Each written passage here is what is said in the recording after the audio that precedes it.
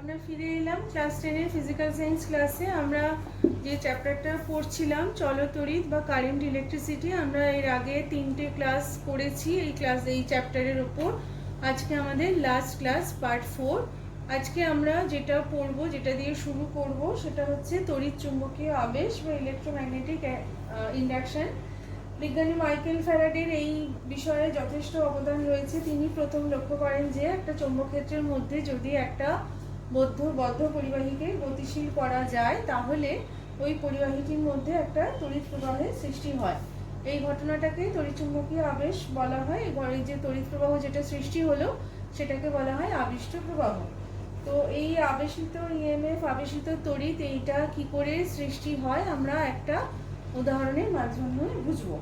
তো এখানে কি করা হয়েছে দেখো, একটা তারের কুণ্ডলীকে একটা অনুভূমিক কার্ডের উপর ভালোভাবে বসিয়ে দেওয়া হয়েছে। এটা হচ্ছে সেই তারের কুণ্ডলী। তার সাথে একটা গ্যালভানোমিটার যুক্ত করা হয়েছে। এইটা তারের মাধ্যমে একটা শক্তিশালী দণ্ড চুম্বক তার এন মেরুটাকে কুণ্ডলীর একটা প্রান্তের দিকে খুব তাড়াতাড়ি নিয়ে আসা হলো। তাতে দেখা যাচ্ছে যে এই যে কাঁটাটা আছে গ্যালভানোমিটারের, সেটা একটা টেম্পোরারি রিফ্লেকশন হচ্ছে, একটা বিক্ষেপ দেখাচ্ছে। তো তাহলে বিক্ষেপটা গ্যালভানোমিটারে কখন দেখানো সম্ভব? যখন এই কুণ্ডলীর মধ্য দিয়ে তড়িৎ প্রবাহ হচ্ছে, একমাত্র তখনই এই গ্যালভানোমিটারে বিক্ষেপ হওয়া সম্ভব, কাটার বিক্ষেপ হওয়া সম্ভব। তার মানে এখানে তো তড়িৎ প্রবাহ তার মানে হচ্ছে, বোঝা যাচ্ছে। সেটা কখন সম্ভব হলো? যখন আমরা ওই শক্তিশালী চুম্বকের এন মেরুটাকে কুণ্ডলীর দিকে নিয়ে এলাম। এবারে যদি দণ্ডচুম্বকটাকে আমরা এখানেই রেখে দিই, তাহলে কিন্তু কোনো কাঁটার বিক্ষেপ দেখা যায় না। আবার যদি চুম্বকটাকে এনমেরুটাকে যদি কুণ্ডলী থেকে দূরে সরিয়ে নিয়ে যাই, তাহলে কাঁটার বিক্ষেপ আগের বার যেদিকে দেখা গেছিল সেই দিকে, উল্টো দিকে দেখা যাবে। বা আমরা যদি এখানে বুঝতে পারি যে এইভাবে, যে তাহলে কি দেখে বুঝতে পারছি যে এখান দিয়ে একটা তড়িৎ প্রবাহ সৃষ্টি হচ্ছে গ্যালভানোমিটারে কাঁটার বিক্ষেপ দেখে। গ্যালভানোমিটার এমন একটা যন্ত্র যেটা কোনো ব্যবস্থার মধ্যে তড়িৎ প্রবাহ হচ্ছে কিনা সেটা আমাদের বুঝতে সাহায্য করে, তার বিক্ষেপ দেখিয়ে, তার কাঁটার বিক্ষেপ দেখিয়ে। আমরা যদি একটা এন মেরুর পরিবর্তে একটা এস মেরুকে, এই ছবিটা দেখতে হবে, এটা ঠিক ছবি নয়, তো এরকমভাবে আঁকলে হবে না। এখানে যদি আমরা দেখতে পারি যে এন মেরুর পরিবর্তে এস মেরুটাকে কুণ্ডলীর কাছে রাখা হয়েছে, গ্যালভানোমিটারের যে কাঁটাটা, সেটার বিক্ষেপ ঠিক আগের বার যেদিকে হয়েছিল তার উল্টো দিকে হচ্ছে, এবং এখানেও বুঝতে পারা যায় যে একটা তড়িৎ প্রবাহ সৃষ্টি হয়েছে।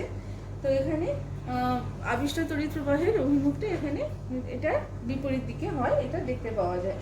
তাহলে কি বোঝা গেল? এই যে পরীক্ষাটা আমরা দেখলাম, শুনলাম, তাহলে বুঝতে পারা যাচ্ছে যে একটা কুণ্ডলী এবং একটা চুম্বকের মধ্যে যদি আপেক্ষিক একটা গতির সৃষ্টি হয়, তাহলে একটা তড়িৎচালক বল সেখানে আবিষ্ট হয় এবং তড়িৎ প্রবাহ মাত্রা সৃষ্টি হয়। তো এবার প্রশ্নটা হচ্ছে যে এটা কেন হলো, তাই তো? সেটা আমাদের একটু বোঝার দরকার আছে যে কেন ঘটনাটা ঘটলো। তো দেখো, দণ্ডচুম্বকের যে চৌম্বক ক্ষেত্র আছে তার বলরেখা আছে, আমরা জানি বলরেখা ইত্যাদি সম্বন্ধে আমরা পড়েছি আগে। কিছু অংশ কি হচ্ছে, কুণ্ডলীর সাথে সংশ্লিষ্ট থাকছে। চুম্বক ও কুণ্ডলীর মধ্যে যদি একটা আপেক্ষিক গতির সৃষ্টি করা যায়, তাহলে সে তখন কি হয়, কুণ্ডলীর মধ্যে দিয়ে যে চৌম্বক বলরেখাগুলো আছে, সেই চৌম্বক বলরেখার সংখ্যার একটা পরিবর্তন দেখা যায়। এবং যত সময় যেতে থাকে তত কুণ্ডলীর মধ্যে দিয়ে এই যে যতগুলো চৌম্বক বলরেখা গেছে, সেই সংখ্যার একটা অবশ্যই পরিবর্তন সৃষ্টি হয়, এবং এই পরিবর্তনই কুণ্ডলীতে কি করে, তড়িৎ প্রবাহ সৃষ্টি করে। সময়ের সাথে সাথে এই অতিক্রান্ত চৌম্বক বলরেখার সংখ্যার পরিবর্তনের হার যত বাড়ে, এইখানে কুণ্ডলীতে আবিষ্ট তড়িৎ প্রবাহের মান তত আস্তে আস্তে বাড়তে থাকে। চুম্বকটিকে সেজন্য যত তাড়াতাড়ি এখানে কুণ্ডলীর কাছে আনা হবে বা দূরে সরিয়ে নিয়ে যাওয়া যাবে, গ্যালভানোমিটারের বিক্ষেপ আমরা তত বেশি দেখতে পাবো। তো এই যে তড়িৎ চুম্বকীয় আবেশ বলা হচ্ছে, এই পুরো ঘটনাটাকে, এই আবেশ সংক্রান্ত বিজ্ঞানী মাইকেল ফ্যারাডের বিখ্যাত দুটো সূত্র আছে। এবার আমি তোমাদের সেগুলো বলতে চাই। প্রথম সূত্র হচ্ছে, যখন কুণ্ডলীর মধ্যে দিয়ে অতিক্রান্ত চৌম্বক প্রবাহের পরিবর্তন যদি একটা ঘটে, তাহলেই কুণ্ডলীতে তড়িৎচালক বল আবিষ্ট হবে, এবং এই যে চৌম্বক প্রবাহের পরিবর্তন, এটা যতক্ষণ থাকবে ততক্ষণই কিন্তু আবিষ্ট তড়িৎচালক বলটা স্থায়ী হবে। যদি এটার চৌম্বক প্রবাহের পরিবর্তনটাকে বন্ধ করে দেওয়া যায় আর না হয়, তাহলে কিন্তু তখন কোনো তড়িৎচালক বল এখানে আবিষ্ট হবে না। দ্বিতীয় সূত্র কি বলছে, যে কোনো কুণ্ডলীতে এই যে আবিষ্ট তড়িৎচালক বল যেটা সৃষ্টি হচ্ছে, সেটা কুণ্ডলীর মধ্যে দিয়ে যে চৌম্বক প্রবাহ হচ্ছে, সেই চৌম্বক প্রবাহ পরিবর্তনের হারের সাথে সমানুপাতিক। কোনো কুণ্ডলীতে তাহলে যে আবিষ্ট তড়িৎচালক বলের মান, অর্থাৎ সে মানটা কম কি বেশি, সেটা তাহলে কিসের উপর নির্ভর করছে, সেটা কুণ্ডলীর মধ্য দিয়ে যে চৌম্বক প্রবাহের যে পরিবর্তন হচ্ছে চৌম্বক বলরেখার কারণে, সেই পরিবর্তনের সাথে সমানুপাতিক। সেই পরিবর্তনটা যদি বেশি রকম হয় তাহলে এখানে তড়িৎচালক বলের মানটা অনেক বেশি হবে, আর যদি চৌম্বক প্রবাহের পরিবর্তনটা কম হয় তাহলে এখানে তড়িৎচালক বলের মানটা কম হবে। তো এইভাবে আমরা বুঝতে পারি যে কিভাবে এখানে চৌম্বক আবেশটার সৃষ্টি হয়। তো আমরা জানি এমনিতেও চৌম্বক ক্ষেত্রে কোনো বস্তু রাখলে তার উপর একটা চৌম্বক আবেশ হয়, তার মধ্যে দিয়ে কিছু চৌম্বক আবেশ রেখা অতিক্রম করে, যেগুলোকে আমরা চৌম্বক বলরেখা হিসেবে বলে থাকি। তো এবারে আমরা পড়ব লেন্জের সূত্র। লেন্জের সূত্র কি বলছে, যে তড়িৎচুম্বকীয় আবেশের ক্ষেত্রে আবিষ্ট তড়িৎ প্রবাহের অভিমুখ এমনভাবে হয় যে কারণে আবিষ্ট তড়িৎ প্রবাহটা সৃষ্টি হয়েছে, আবিষ্ট তড়িৎ প্রবাহ মাত্রা সেটা কি হয়, সেটা সবসময় যেন সেই কারণকে বাধা দেয়। এই নির্দিষ্ট সূত্রটাকে লেন্জের সূত্র বলা হয়। তড়িৎচুম্বকীয় আবেশের ক্ষেত্রে প্রযোজ্য। এটা শক্তির নিত্যতার সূত্র বা সংরক্ষণ সূত্র থেকে পাওয়া যায়। এটা দেখা যায় যে এটা শক্তি সংরক্ষণ সূত্রেরই একটা অন্য রূপ। তো শক্তি সংরক্ষণ সূত্র থেকেই লেন্জের সূত্রটা আমরা পেয়ে থাকি। লেন্জের সূত্র আমি আরেকবার বলি। তড়িৎচুম্বকীয় আবেশের ক্ষেত্রে আবিষ্ট তড়িৎ প্রবাহের অভিমুখ এমন হয় যে কারণে আবিষ্ট তড়িৎ প্রবাহের সৃষ্টি হয়, তড়িৎ প্রবাহ মাত্রা সবসময় সেই কারণটাকে বাধা দেয়। তো এবারে আমরা আসছি যেখানে, সেটা হচ্ছে যে একমুখী ও পরিবর্তী তড়িৎ প্রবাহের প্রাথমিক ধারণা। প্রথমে আমরা বুঝবো একমুখী প্রবাহ বা ডিরেক্ট কারেন্ট কোনটাকে বলে। একটা রোধককে এখানে ছবিতে দেখানো হয়েছে, একটা তড়িৎ কোষের দুই প্রান্তের মধ্যে দিয়ে যুক্ত করা হয়েছে। তার ফলে কি হচ্ছে, রোধের মধ্যে দিয়ে একটা স্থির মানের একটা তড়িৎ প্রবাহ সর্বদা একই অভিমুখে যাচ্ছে। তো এইভাবে কি হচ্ছে, এরকম যদি তড়িৎ প্রবাহটা সবসময় প্রবাহিত হতে থাকে এটাকে বলা হয় সমপ্রবাহ। আচ্ছা, সমপ্রবাহ কেন? কারণ হচ্ছে স্থির মানের, অর্থাৎ এখানে মানটা পরিবর্তিত হচ্ছে না, এবং একমুখী। একমুখী মানে কি, একটা নির্দিষ্ট অভিমুখ বরাবরই তড়িৎ প্রবাহটা সবসময় যাচ্ছে। তো এটাকে বলা হবে সমপ্রবাহ বা একমুখী প্রবাহ। তো এখানে যদি আমরা প্রবাহ মাত্রার সাথে যদি সময়কে আঁকি তাহলে আমরা এখানে এরকম একটা সরলরেখা পাবো। একমুখী বা সমপ্রবাহের সাথে প্রবাহ মাত্রার সাথে সময়কে আমরা যদি প্লট করে থাকি তাহলে পাবো। আর পরিবর্তী প্রবাহ তাহলে কাকে বলছি, যে তড়িৎ প্রবাহ মাত্রা কি হচ্ছে, দেখা যাবে যে একটা নির্দিষ্ট সময় অন্তর অন্তর কি করছে, তার অভিমুখটাকে পরিবর্তন করে এবং সময়ের সাথে সাথে পর্যায়ক্রমিকভাবে মানটা পরিবর্তন করে। অর্থাৎ তার যে প্রবাহ মাত্রার যে মানটা সেটা কিন্তু একদমই স্থির নয়, একটা নির্দিষ্ট সময় বাদে বাদে সেই মানটা কিন্তু পরিবর্তিত হয়ে যাচ্ছে, অন্য কোনো মান হয়ে যাচ্ছে। তো সেই জন্য এটাকে বলা হয় পরিবর্তী প্রবাহ। এটাকেও আমরা যদি লেখচিত্রের সাহায্যে প্রকাশ করার চেষ্টা করে থাকি তাহলে এরকমভাবে সময়ের সাথে প্রবাহ মাত্রার গ্রাফটা পরিবর্তী প্রবাহের ক্ষেত্রে এরকম দেখা যেতে পারবে।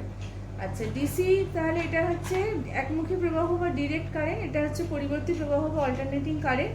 তো আমাদের এবার আমরা জানতে চাইছি যে ডিসি এর থেকে এসির সুবিধা আছে কি নেই। অবশ্যই সুবিধা আছে। যে পাওয়ার স্টেশনে কি হয়, ডিসি থেকে যদি হয় তাহলে কারেন্টটা যেটাকে ডিস্ট্রিবিউশন করতে হবে সেই সময় তার ভোল্টেজটা বাড়ানো সম্ভব হয় না, কারণ খুব বেশি প্রবাহ হলে যদি একই রকমভাবে খুব বেশি তড়িৎ প্রবাহ মাত্রা হয়ে থাকে, তোমরা এর আগে জুলের সূত্র করেছো, তোমরা জানো যে প্রচুর পরিমাণে তাপ উৎপন্ন হবে এবং যে সাপ্লাই লাইন আছে সেখানে প্রচুর পরিমাণে তড়িৎ শক্তি তাপ শক্তি উৎপন্ন করবে এবং সেটা নষ্ট হবে। কিন্তু যদি আমরা এসি ব্যবহার করি, এসি কারেন্টকে আমরা কি করতে পারি, স্টেপ আপ ট্রান্সফরমারের সাহায্যে কি করা যায়, তার উচ্চ ভোল্টেজটা বাড়িয়ে দেওয়া যেতে পারে এবং যে সাপ্লাই লাইন আছে সেখানে পাঠানো যেতে পারে এবং কি হচ্ছে সেখানে তাহলে সাপ্লাই লাইনে প্রবাহ মাত্রাটা কম থাকে, ফলে কম তড়িৎ শক্তি তাপ শক্তি হিসেবে কম খরচ হয়, কম অপচয়টা হয় এবং ডিস্ট্রিবিউশনের সময় আমরা কি করতে পারি, আবার আমরা স্টেপ ডাউন ট্রান্সফরমার এর সাহায্যে এটার ভোল্টেজটাকে কমিয়ে নিতে পারি। তো এসির এই যে ডিস্ট্রিবিউশন যেটা আমাদের ইলেকট্রিক পাওয়ার সাপ্লাই কোম্পানি থেকে করে, সেটা এসিটাকে করাটা অনেক বেশি সহজ এবং খরচও অনেক কম হয়। সেই জন্য এসি কারেন্ট এটার ব্যবহার করাটা ডিসির থেকে অনেক বেশি সুবিধাজনক। তো নেক্সট যেটা আমরা পড়তে চাইবো সেটা হচ্ছে বৈদ্যুতিক জেনারেটর, ইলেকট্রিক জেনারেটর। তোমরা জানো, আমি আবার বলি যে যেই যন্ত্রের সাহায্যে আমরা এখানে কি করব, তড়িৎ চুম্বকীয় আবেশকে আমরা কাজে লাগাবো। কাজে লাগিয়ে আমরা কি করব, যে তড়িৎ শক্তি রূপান্তরিত করব, যান্ত্রিক শক্তিকে তড়িৎ শক্তিতে রূপান্তরিত করা যদি যায় সেই যন্ত্রটাকে বলা হয় জেনারেটর বা ডায়নামো। তো এখানে মূল নীতিটা কি, কোন নীতির উপর ভিত্তি করে জেনারেটর বা ডায়নামো তৈরি করা হয়, সেটা হচ্ছে এরকম। আমরা এক্ষুনি দেখিয়ে এলাম তড়িৎ চুম্বকীয় আবেশের ব্যাপারটা কি, এক্ষুনি আমরা বুঝে এলাম। তাহলে জেনারেটরে আমরা দেখবো এক্ষুনি যে একটা কুণ্ডলীকে একটা চৌম্বক ক্ষেত্রের মধ্যে রাখা হচ্ছে এবং রাখার পরে সেটাকে আবর্তন করানো হচ্ছে, ঘোরানো হচ্ছে। ফলে কি হচ্ছে, কুণ্ডলীর সঙ্গে যে সংশ্লিষ্ট চৌম্বক প্রবাহ রয়েছে তার একটা পরিবর্তন ঘটছে। আচ্ছা, তার ফলে কি হচ্ছে, কুণ্ডলীর যে দুটো প্রান্ত আছে তার মধ্যে একটা তড়িৎচালক বলের সৃষ্টি হবে। আমরা ফ্যারাডের সূত্র এক্ষুনি পড়ে এলাম, ফলে আমরা বুঝতে পারছি যে কেন এই তড়িৎচালক বলের সৃষ্টি হবে। তার মানে দেখো, এই যে ব্যবস্থাটা, এটাকে তাহলে আমরা তড়িৎ উৎস হিসেবে ব্যবহার করতে পারি, কারণ আমরা জানি এখানে একটা চৌম্বক ক্ষেত্রের মধ্যে যদি একটা কুণ্ডলীকে আবর্তন করানো যায় তাহলে এখানে একটা তড়িৎচালক বল আবিষ্ট হবে এবং তড়িৎ প্রবাহ মাত্রার সৃষ্টি হবে, তাই তো? সুতরাং এখান থেকে আমরা তড়িৎ প্রবাহ মাত্রা পেতে পারি। তো সেই জন্যই এটাকে আমরা জেনারেটর বলি, ইলেকট্রিক জেনারেটর, অর্থাৎ যে বৈদ্যুৎ বা ইলেকট্রিক জেনারেট করতে পারে। আচ্ছা, তা ডায়নামোর কি কি মূল অংশ থাকে? মোটামুটি 4টে মূল অংশ থাকে। আমি এক্ষুনি তোমাদের ছবিটা দেখাচ্ছি, একটু বাদেই দেখাচ্ছি ছবিটা। প্রথমে হচ্ছে ক্ষেত্র চুম্বক, যেটা হচ্ছে একটা বড় শক্তিশালী স্থায়ী অশ্বক্ষুরাকৃতি চুম্বক, যার মেরুদয়ের মাঝখানে আর্মেচার কুণ্ডলীটাকে বসানো হয়। আর্মেচার কুণ্ডলী যেটা হচ্ছে একটা অন্তরিত তামার দিয়ে তৈরি, বহু সংখ্যক পাক থাকে, অনেক পাক থাকে বিশিষ্ট একটা কুণ্ডলী, যেটাকে ক্ষেত্র চুম্বকের মেরু দুটোর মধ্যে রেখে এটাকে আবর্তন করার ব্যবস্থা করা হয়। স্লিপ রিং অত্যন্ত জরুরি অংশ। এগুলো হলো কুণ্ডলীর সঙ্গে যুক্ত একটি সমাক্ষীয় ধাতব রিং, যেগুলো কুণ্ডলী যেরকম যেরকম আবর্তন করে ঘোরে সেরকমভাবে এটা ঘোরে বা আবর্তিত হয়। আচ্ছা, ব্রাশ হলো কার্বনের তৈরি দুটো ক্ষুদ্র ব্লক বলা যেতে পারে, যেগুলো স্লিপ রিং এর সাথে একদম কন্ট্যাক্টে থাকে, বসানো হয়। স্লিপ রিং এর যখন ঘোরে তখন কিন্তু ব্রাশের সাথে সংস্পর্শটা ছিন্ন হয় না। তো এই চারটেই হচ্ছে 4টে মেন অংশ একটা ডায়নামো। এবার আমরা কার্যনীতি ক্রিয়াশীলতা আস্তে আস্তে বুঝবো। তো দেখো, আমি এবার তোমাদের একটা ছবি দেখাবো। ছবি দেখে আমি তোমাদের এসি ডায়নামো এবং তারপরে ডিসি ডায়নামো কি করে কাজ করে সেটা বোঝাবো। আচ্ছা, তো আমি তোমাদের একটু আগেই 4টে অংশের কথা বললাম, মোট 4টে অংশের কথা আমি বলেছি। তো এসি ডায়নামোতে কি হয়, যান্ত্রিক শক্তি থেকে পরিবর্তী প্রকৃতির তড়িৎচালক বল তৈরি হয়। এসি ডায়নামোটা দেখো, এখানে দুটো চুম্বক আছে, তার মেরুদয়ের মাঝখানে এই কুণ্ডলীকে বসানো হয়েছে। তো এই যে আর্মেচার কুণ্ডলী, যেটা এরকম ভাবে দেখো অ্যারো যেদিকে দেওয়া আছে সেই বরাবর এরকম এরকম করে ঘোরে। আচ্ছা, এইভাবে এটাকে ঘোরানো হয়। তার ফলে কি হয়, দুটো প্রান্তের মধ্যে একটা তড়িৎচালক বল সৃষ্টি হয় এবং আবিষ্ট তড়িৎচালক বলের এই যে পোলারিটিটা, এই যে চেঞ্জ হয়ে যায়, যে মানে কিছু কিছু বাদে যে কিছুক্ষণ বাদে বাদে যে অভিমুখটা চেঞ্জ হয়ে যায়, তার একটা কারণ আছে। সেটা হচ্ছে যে এই যে চুম্বকের যে দুটো মেরু আছে তার সাপেক্ষে এই কুণ্ডলীটার অবস্থান, সেটা কি হচ্ছে, প্রতি মুহূর্তে কিছুটা নির্দিষ্ট সময় অন্তর অন্তর পাল্টে যাচ্ছে, তাই না? তো সেই জন্য আবিষ্ট তড়িৎ প্রবাহের অভিমুখও কিছুক্ষণ বাদে বাদে পাল্টে যায়। তো এবারে কি হচ্ছে, আবিষ্ট তড়িৎচালক বলটা এমন হয় যাতে একটা অর্ধচক্র বরাবর একটা হাফ রোটেশনের সময় একটা যে স্লিপ রিং আছে সেটা যদি ধনাত্মক হয়, পরের যে সাইকেলটা হচ্ছে সেই সাইকেলে কিন্তু সেটা তখন ঋণাত্মক বা নেগেটিভ হয়ে যায়। ফলে কি হচ্ছে, ধনাত্মক যখন হচ্ছে তখন সেই তড়িৎ প্রবাহ বাইরের যে বর্তনী আছে সেখানে চলে যাচ্ছে এবং ঋণাত্মক স্লিপ রিং যেটা তখন হয়ে রয়েছে সেই দিক দিয়ে ফিরে আসছে। পরের যে নেক্সট হাফ সাইকেলটা হচ্ছে সেখানে কিন্তু ধনাত্মক রিংটা তখন আবার ঋণাত্মক হয়ে যাচ্ছে, ঋণাত্মক রিংটা ধনাত্মক হয়ে যাচ্ছে। এর ফলে ভেবে দেখো, বাইরের যে সার্কিটে তড়িৎ প্রবাহ মাত্রা যেটা যাচ্ছে সেটার কিন্তু অভিমুখটা সঙ্গে সঙ্গে উল্টে যাচ্ছে। বোঝা গেল? তাহলে এই যে দুটো স্লিপ রিং আছে, এই স্লিপ রিংগুলোর এই কয়েলের সাথে রোটেট করে, যার ফলে কি হচ্ছে, একবার একটা পজিটিভ হচ্ছে, এটা নেগেটিভ হচ্ছে মনে করো। তো পরের সাইকেলে কি হচ্ছে, তখন এইটা নেগেটিভ হয়ে যাচ্ছে, এটা পজিটিভ হয়ে যাচ্ছে। ফলে কি হচ্ছে, তড়িৎ প্রবাহ মাত্রার যে অভিমুখটা সেটা কিন্তু পাল্টে পাল্টে যাচ্ছে। এই জন্যই আমরা এখান থেকে পরিবর্তী তড়িৎ প্রবাহ মাত্রা বা অল্টারনেটিং কারেন্ট পেয়ে থাকি। তো এবারে আমি তোমাদের বলবো ডিসি ডায়নামোর যে গঠনটা বা ব্যবহারটা সেটা একটু বলবো। ডিসি ডায়নামোর গঠন একদম এরকমই, শুধু যে চেঞ্জটা যেটা দেখা যায় সেখানে চেঞ্জটা হয়, সেখানে হচ্ছে এখানে এই যে দুটো রিং আছে, দুটো রিংয়ের বদলে সেখানে একটাই স্লিপ রিং থাকে, সেটাকে অর্ধবৃত্তের মতো করে দুটো ভাগে এটাকে আটকানো হয়। আর্মেচারের আবর্তনের সঙ্গে সঙ্গে রিংয়ের দুটো অংশ আবর্তিত হয়। তো এই যে একটাই রিং যেটাকে দুটো ভাগ করে লাগানো থাকে সেটাকে তখন বলা হয় কমিউটেটর। ব্রাশ দুটোর যেখানে রয়েছে, ব্রাশ দুটোর প্রত্যেকটা প্রান্ত রিংয়ের একটা একটা অর্ধেক যে অংশ রয়েছে তার সাথে আলতোভাবে ভালোভাবে স্পর্শ করানো থাকে এবং প্রান্ত দুটোর সাথে তখন বাইরের যে সার্কিটটা সেটা যোগ করা থাকে। এই জন্য তাহলে কি হচ্ছে, ভেবে রাখো যে যে তড়িৎচালক বলটা তৈরি হচ্ছে, উৎপন্ন হচ্ছে, সে যখনই পরিবর্তিত হচ্ছে অভিমুখটা, তখন কি হচ্ছে, রিংয়ের খণ্ড এবং ব্রাশের যে সংযোগটা তখন কিন্তু সেটা অদল বদল হয়ে যাচ্ছে, ফলে ব্রাশের পোলারিটি সবসময় একই রকম থাকছে। তো এর ফলে কি হচ্ছে, বাইরের যে সার্কিটে, বাইরের যে বর্তনীতে যে একটা একমুখী তড়িৎ প্রবাহ তখন সৃষ্টি হচ্ছে এবং যাচ্ছে। এই স্লিপ রিং দুটো আলাদা থাকলে যেভাবে কিছুক্ষণ অন্তর অন্তর তড়িৎ প্রবাহের অভিমুখটা পাল্টে যাওয়া সম্ভব, স্লিপ রিংটা যদি একটাই অর্ধেক করে দুটো ব্রাশের সাথে লাগানো থাকে তাহলে একই রকমভাবে এটা ব্রাশটাও সঙ্গে সঙ্গে পাল্টে যাচ্ছে বলে এখানে কখনোই কিন্তু বিপরীত দিকে তড়িৎ প্রবাহ সৃষ্টি হতে পারছে না। তো এবারে আমরা এসি ডায়নামো এবং ডিসি ডায়নামো পড়লাম। এবারে আমরা যেটা পড়ব সেটা হচ্ছে তাপবিদ্যুৎ ও জলবিদ্যুৎ উৎপাদনের মূলনীতি। তো তাপবিদ্যুৎ এবং জলবিদ্যুৎ উৎপাদনের মূলনীতি আমি একটা একটা করে বলছি। তাপবিদ্যুৎ কিভাবে উৎপাদন হয় সেটা আগে বলছি। তাপবিদ্যুৎ কেন্দ্রে কি করা হয়, শক্তি উৎপাদন করা হয়, তার জন্য ব্যবহার করা হয় জল, জলীয় বাষ্পের মিশ্রণ। শক্তির উৎস হিসেবে ব্যবহার করা হয় জীবাশ্ম জ্বালানি, বিটুমিনাস কয়লা, পিট ইত্যাদি জ্বালানিগুলোকে জ্বালানো হয় এবং সেখান থেকে স্টিম বয়লারে উচ্চ চাপে প্রচুর পরিমাণে স্টিম তৈরি করা হয়। এই স্টিমটাকে তারপরে হিটারের সাহায্যে ভীষণভাবে উত্তপ্ত করা হয়, অতি উত্তপ্ত করা হয়। এই উত্তপ্ত স্টিমকে তখন টারবাইনে প্রবেশ করানো হয়। টারবাইনের মধ্যে ব্লেড থাকে অনেকগুলো। এই স্টিম তখন কি করে, টারবাইনের ব্লেডকে ঘোরাতে পারে। তো তারপরে কি হয়, টারবাইনে প্রবেশ করার পরে দেখা যায় যে স্টিমের চাপটা একটু কমে যায় এবং তখন সে আয়তনে প্রসারিত হতে পারে। এই ঘটনার পরে স্টিমকে ঘনীভবন কক্ষে পাঠানো হয়। ঘনীভবন কক্ষে ঠান্ডা জলের আবর্তনের মাধ্যমে ওটাকে স্টিমটাকে ঠান্ডা করার ব্যবস্থা থাকে, তার ফলে সেটা ঘনীভূত হয়ে জলে পরিণত হয়। এই ঘনীভূত স্টিমটাকে, জলকে নিম্নচাপে কক্ষে পাঠানো হয়, সেখানে আবার এই জলের তাপমাত্রা বৃদ্ধি করে এবং এই জলটাকে আবার স্টিমে পরিণত করা হয় এবং এটাকে আবার সেই টারবাইনের ব্লেড ঘোরানোর জন্য ব্যবহার করা হয়। তো তাহলে কি হচ্ছে, যে টারবাইনে এই যে ঘোরানো হচ্ছে তার ফলে এখানে যান্ত্রিক শক্তিটা কি হচ্ছে, জেনারেটরের কার্যনীতি অনুযায়ী বিদ্যুৎ উৎপন্ন করে। তো এটা হলো তাপবিদ্যুৎ উৎপাদনের কথাটা আমি বললাম। এবার আমি তোমাদের একটু জলবিদ্যুৎ উৎপাদনের কথাটা বলবো।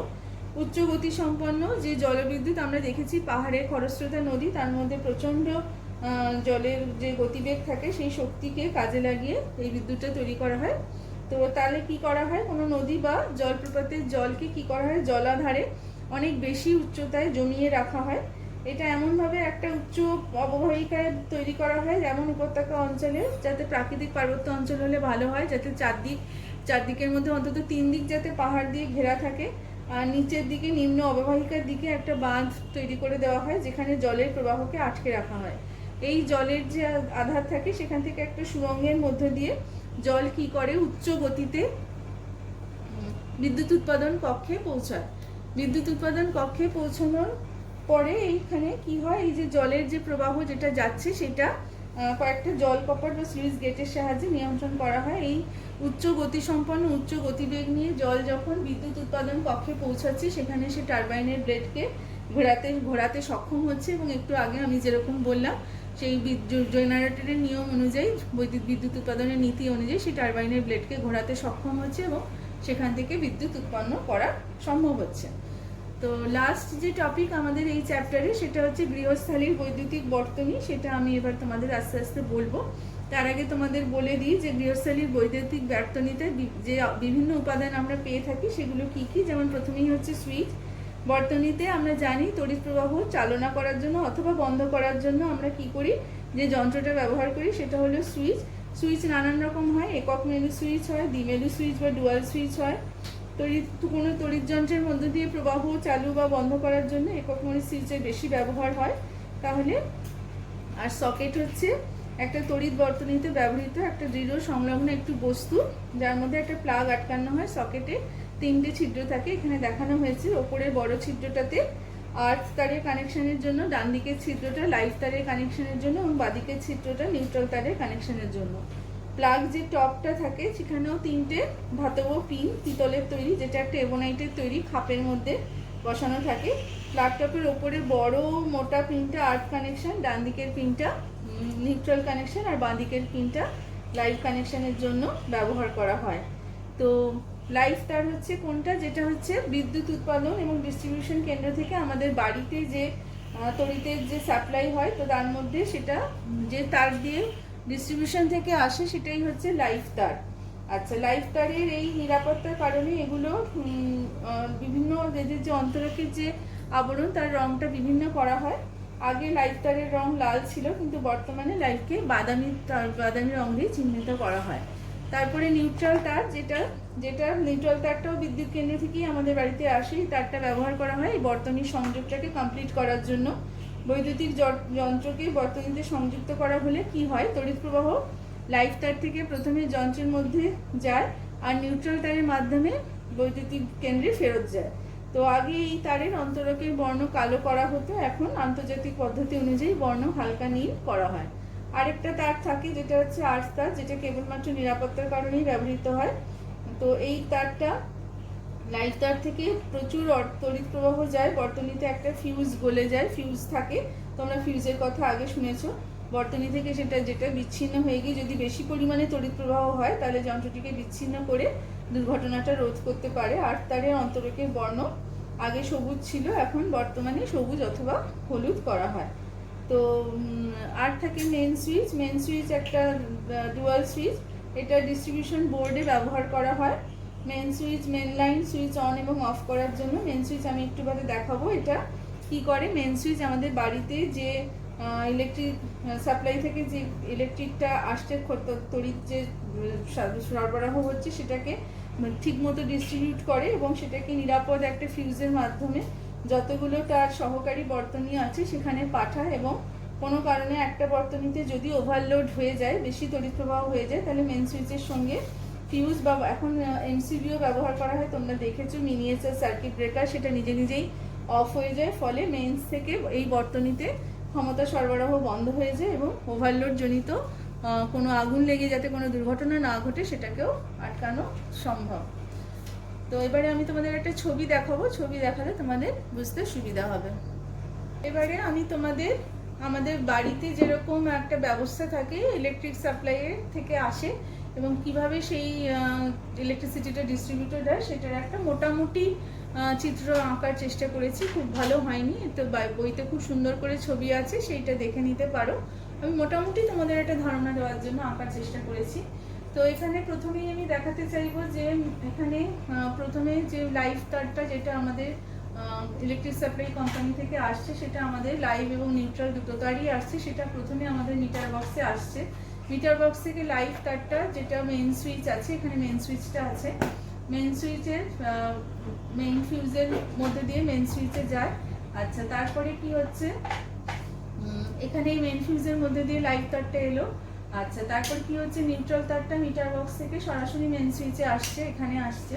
আচ্ছা, এইবারে নিউট্রাল তারটা সরাসরি তারপর সুইচ বোর্ডে এসে অন্য সুইচগুলোর সঙ্গে যুক্ত থাকে। তারপরে লাইভ তারটা কি হয়, প্রথমে ফিউজ থেকে লাইভ তারটা বোর্ডের ফিউজে যায় এখানে, এবং তারপরে আস্তে আস্তে সেই ফিউজ থেকে যে ব্যবহার করা হয়েছে যন্ত্রপাতি অন্য যে সুইচগুলো আছে তার সেই অপর প্রান্তগুলোতে যুক্ত হয়। তো বাড়িতে আমাদের পাখা, লাইট, বাল্ব অনেক কিছুই জ্বলে এবং সেই প্লাগ ব্যবহারের জন্য সকেট, এগুলো সবই এখানে সমান্তরাল সমবায়ে যুক্ত করা হয়। প্রত্যেকটার জন্য আলাদা আলাদা সুইচ ব্যবহার করা হয়। তাতে করে কি হয়, সবকটা যন্ত্রই আলাদাভাবে প্রত্যেকেই 220 ভোল্ট সরবরাহটা পায় এবং প্রত্যেকটা যন্ত্রই আলাদা আলাদাভাবে কাজ করতে পারে। ফলে একটা যন্ত্র আরেকটা চালু আছে কি বন্ধ করা আছে তার উপরে কোনো কাজ করার যে ক্ষমতাটা, সেটা অ্যাক্টিভিটিটা কখনোই ডিপেন্ড করে না, বা এটা একসাথে নষ্ট হয়ে যায় না। শ্রেণী সমবায়ে থাকলে একটাই কোনো প্রবলেম হলে সবকটা পরপর একসাথে নষ্ট হয়ে যাওয়ার সম্ভাবনা থাকে। সমান্তরাল সমবায়ে যুক্ত করলে সেই জিনিসটা হয় না।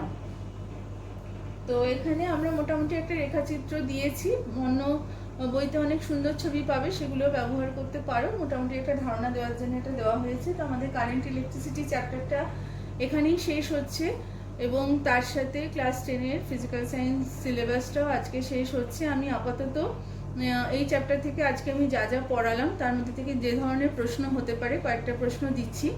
নেক্সট ক্লাস থেকে আমি আগের যে চ্যাপ্টারগুলো যেগুলো রিভিশন করানো বাকি আছে সেইগুলো তোমাদের রিভিশন করাবো, আশা রাখবো তোমাদের সেগুলো করতে সুবিধা হবে। আজকে যে প্রশ্নগুলো এখান থেকে হতে পারে যা আমি পড়ালাম সেগুলো আমি একটু বলে নিই। 1 নম্বর, তড়িৎচুম্বকীয় আবেশ সংক্রান্ত ফ্যারাডের সূত্রগুলি লেখো। 2 নম্বর, দেখাও যে শক্তি সংরক্ষণ সূত্র থেকেই লেন্জের সূত্রটি পাওয়া সম্ভব। 3 নম্বর, একমুখী ও পরিবর্তী প্রবাহের মধ্যে পার্থক্য লেখো। 4 নম্বর, ডিসি অপেক্ষা এসির সুবিধা ব্যাখ্যা করো। 5 নম্বর, 3 পিন প্লাগে ব্যবহৃত 3টি তারের অন্তরকের আবরণের প্রচলিত বর্ণ সংকেত কি কি।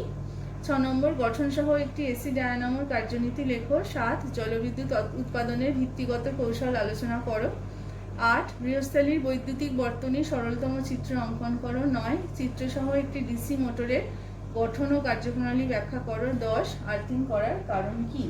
তো এই প্রশ্নগুলো আমি আজকে যা যা পড়িয়েছি তার মধ্যে থেকে হওয়া সম্ভব। আমরা পরে আর একটা রিভিশন ক্লাসে কারেন্ট ইলেকট্রিসিটি নিয়ে ফেরত আসবো। তো আমি নেক্সট ক্লাস থেকে যে যে চ্যাপ্টার আমার আগে রিভিশন করা বাকি আছে সেইগুলোও করতে থাকবো। ততদিনে তোমরা এই চ্যাপ্টারটা ভালোভাবে পড়ে নাও, বুঝে নাও।